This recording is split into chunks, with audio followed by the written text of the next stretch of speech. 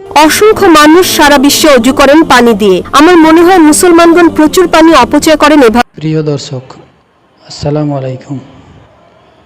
আজকে আমরা আলোচনা করব ডক্টর জাকির নাইকের সেই বিখ্যাত লেকচার সম্পর্কে।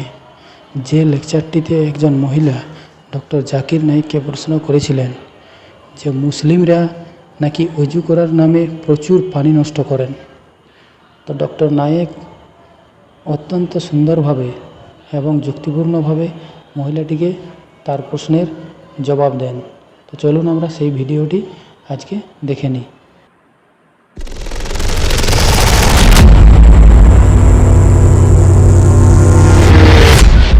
আসসালামু আলাইকুম, আমার নাম অপূর্ব, আমি একজন ছাত্রী।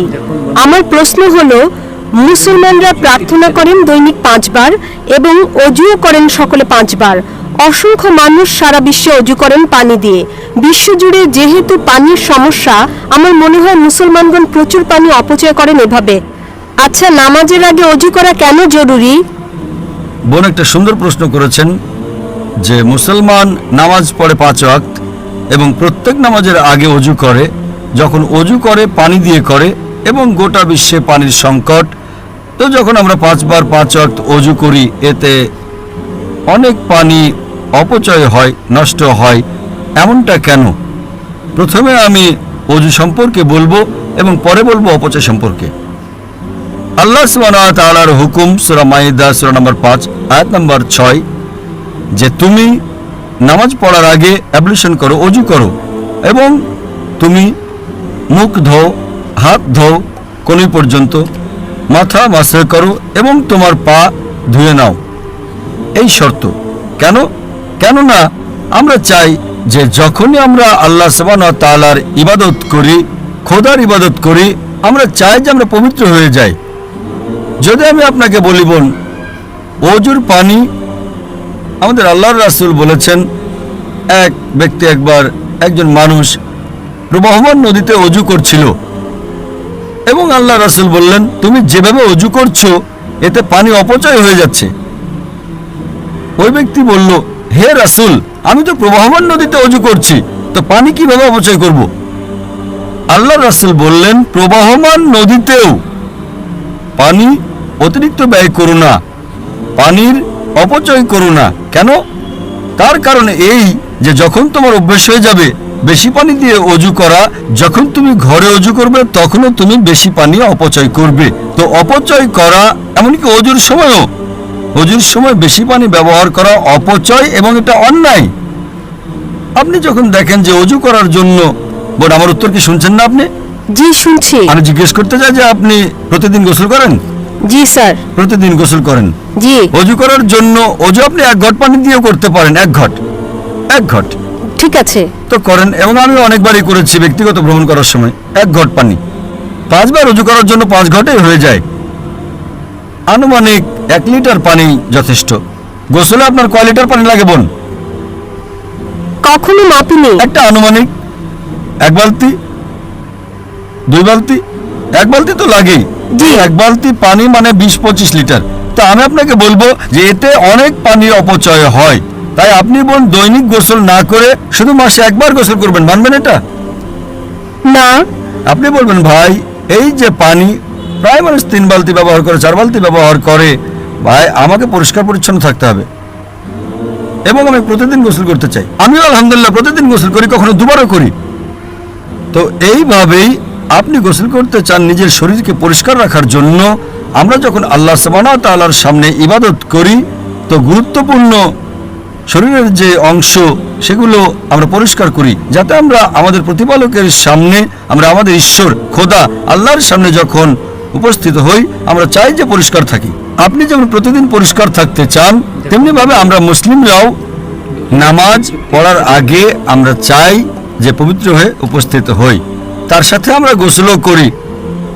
এবং যদি পানি কম হয়, যদি আপনি মরুভূমিতে যান পানি তো খুব কম, আপনি যদি অ্যান্টার্কটিকা যান তো লোকজন 6 মাসে একবার, বছরে একবার গোসল করে। আল্লাহর রাসূল বলেন যে কমপক্ষে 1 বার তো গোসল করো। পানির যদি স্বল্পতা হয় পানির যদি কমতি থাকে কমপক্ষে জুম্মার নামাজের আগে তো একবার গোসল করো। প্রথমে ফরজ ছিল, এখন মুস্তাহাব। আগে ছিল এটা আবশ্যক, এখন হচ্ছে করলে ভালো। কিন্তু আপনি যখন আল্লাহ সুবহানাহু ওয়া তাআলার ইবাদত করেন সে সময় পবিত্র হওয়াটা আবশ্যক।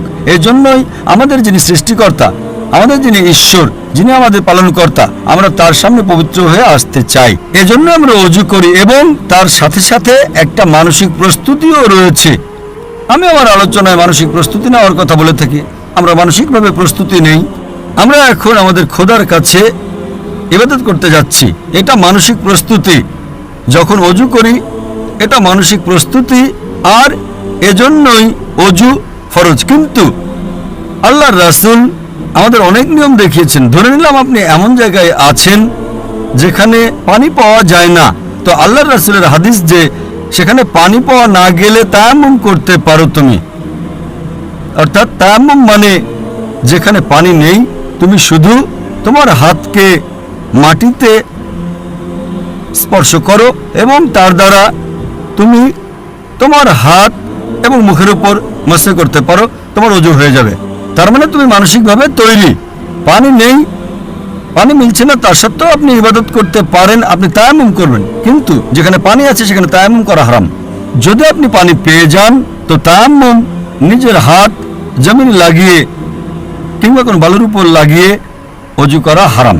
তো এটা আমরা জানতে পাই কোরআনে এবং হাদিসে। আমাদের ধর্ম একটা উন্নততর ধর্ম, মাশাআল্লাহ একটা পাক পবিত্র ধর্ম, এবং একই সময় আমরা আমাদের ঈশ্বর, আমাদের খোদা, আমাদের আল্লাহ সুবহানাহু ওয়া তাআলার ইবাদত করি এবং তার শুকর আদায় করি কমপক্ষে 5 বার।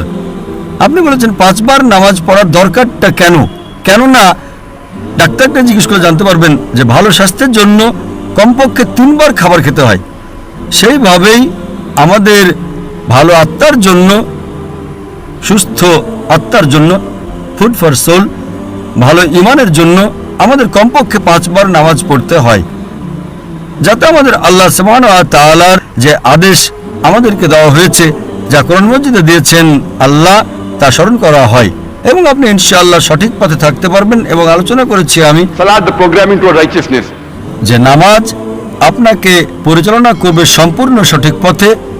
ওই আলোচনায় আরো অনেক কারণ দেখানো হয়েছে, বৈজ্ঞানিক কারণও আছে, যাতে আপনি প্রমাণ পাবেন যে কেন আমরা নামাজ পড়ি। আশা করি উত্তরটা পেয়েছেন। Subhan